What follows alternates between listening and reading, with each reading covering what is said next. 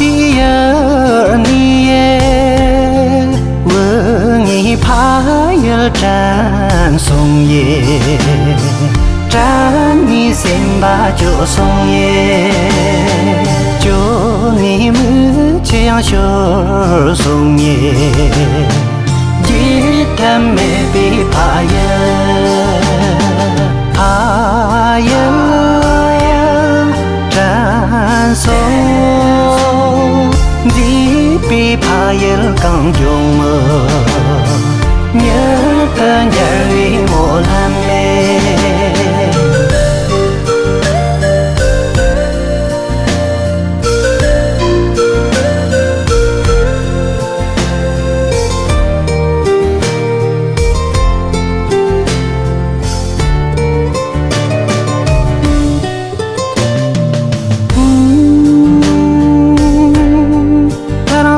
tí giờ nie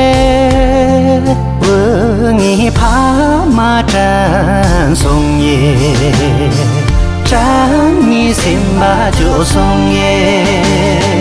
chỗ ni mưa treo chỗ sông ye dễ tâm mẹ bị phá ma ye phá ma tràn sông quá trình chế vi phá ma ye nhớ tên đời một lần mê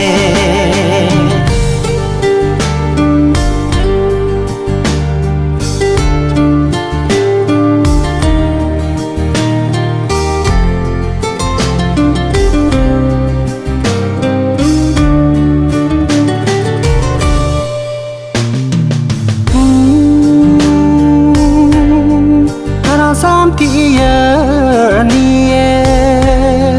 vừa nghĩ ghé gần tràn sông ye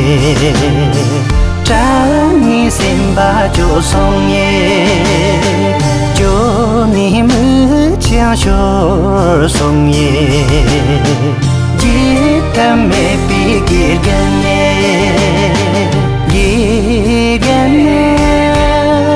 tràn sông quá trình chỉ vì ghét gần nè nhớ tên đời một lần mê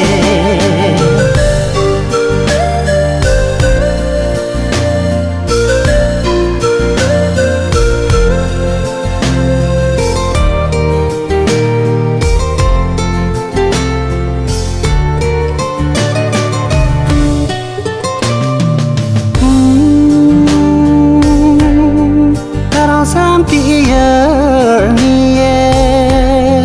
vừa nghĩ vẫn đã tràn sông ye